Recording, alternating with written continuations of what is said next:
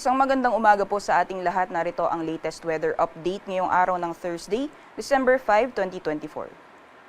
Sa kasalukuyan po ay wala pa rin tayong minomonitor binabantayan na LPA o bagyo sa loob at labas ng ating Philippine Area of Responsibility.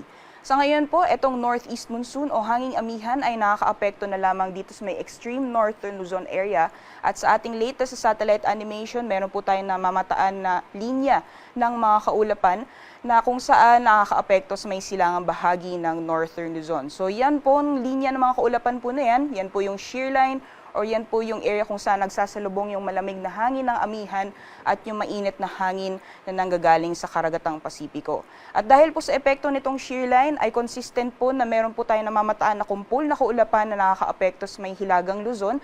So asahan po natin areas po, ilang areas ng northern Luzon ay makakaranas ng maulan na panahon ngayong araw dulot na epekto ng shear line. At sa nalalabing bahagi naman po ng ating bansa, wala po tayong namamataan na makakapal na kaulapan na posible pong magdulot ng buong araw na tuloy-tuloy na mga pag-ulan. So generally fair weather conditions po tayo from Central Luzon, sa Southern Luzon, gayon din sa Palawan, Visayas at Mindanao. Liban na lamang po yung mga posibilidad ng mga biglaan o mga panandaliang buhos ng ulan dulot po ng mga localized thunderstorms. So magiging lagay po ng panahon ngayong araw dito sa Luzon, gaya po ng nabanggit natin kanina, dahil po sa epekto nitong shear line, magiging maulan po ang panahon sa ilang bahagi ng norteng Luzon. Particularly dyan po sa may Cagayan Valley, gayon din sa may Cordillera Administrative Region, as well as sa may Ilocos Norte. Makulimlim na panahon po inaasahan natin ngayong araw at may mga kasama po itong kalat-kalat mga pagulan, pagkidlat at pagkulog.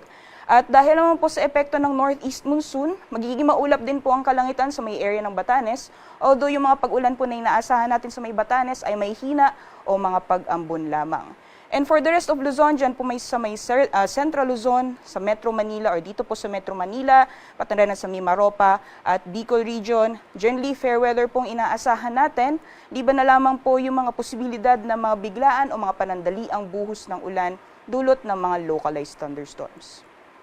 Para naman sa temperature forecast para sa mga piling syudad dito sa Luzon ngayong araw, dahil inaasahan po natin na maghapon na makulimlim ng panahon sa may area ng Cagayan, magiging mababa lamang ang maximum temperatures, especially sa may Tugigaraw, na maaaring umabot lamang ng 25 degrees Celsius. Samantalang agwat po ng temperatura sa Lawag ay maglalaro mula 24 hanggang 30 degrees Celsius, 18 to 22 naman para sa Baguio City.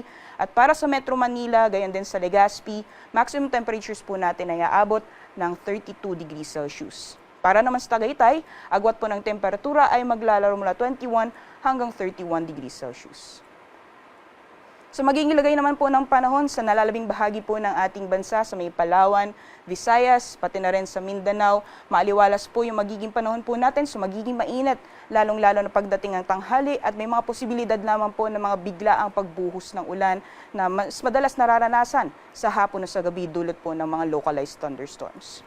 Temperature forecast po natin sa mga piling syudad sa Palawan, particularly sa may Kalayaan Islands, ay maglalaro mula 25 hanggang 32 degrees Celsius, 33 degrees Celsius maximum temperatures naman para sa Puerto Princesa. Para sa mga piling syudad naman sa Visayas, ang agwat po ng temperatura para sa Iloilo ay maglalaro mula 26 hanggang 31 degrees Celsius. Maximum temperatures naman para sa Tacloban at Cebu, aabot ng 32 degrees Celsius. Dito naman po sa Cagayan de Oro, yung agwat po ng temperatura ay maglalaro mula 25 hanggang 32 degrees Celsius, 25 to 35 degrees Celsius naman para sa Metro Davao at sa Zamboanga ay aabot ng 34 degrees Celsius. Sa ngayon po, meron pa rin po tayong weather advisory or babala sa malalakas mga pag-ulan sa mga susunod or within the next 2 to 3 days, especially po sa may bahagi ng northern Luzon, dulot po yan na epekto ng shear line.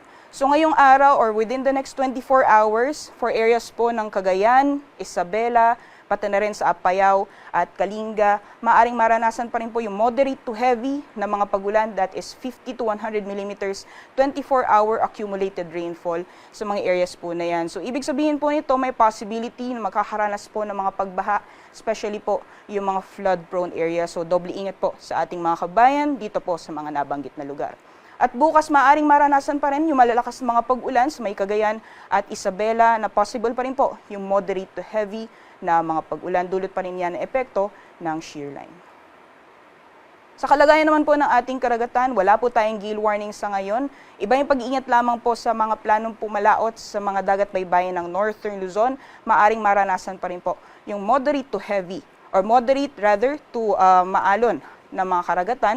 At sa nalalabing bahagi man po ng ating bansa ay malaya pong makakapalaot yung ating mga kabayan na mga mangingisda pati na rin yung may mga maliit na sakyang pandagat.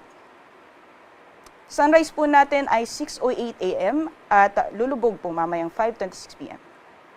Para sa karagdagang impormasyon, bisitahin lang po ang aming social media accounts at ang aming website, pag-asa.dust.gov.ph. Yan lang po latest mula dito sa Pag-asa Weather Forecasting Center. Ako po si Rhea Torres. Magandang umaga po sa ating lahat.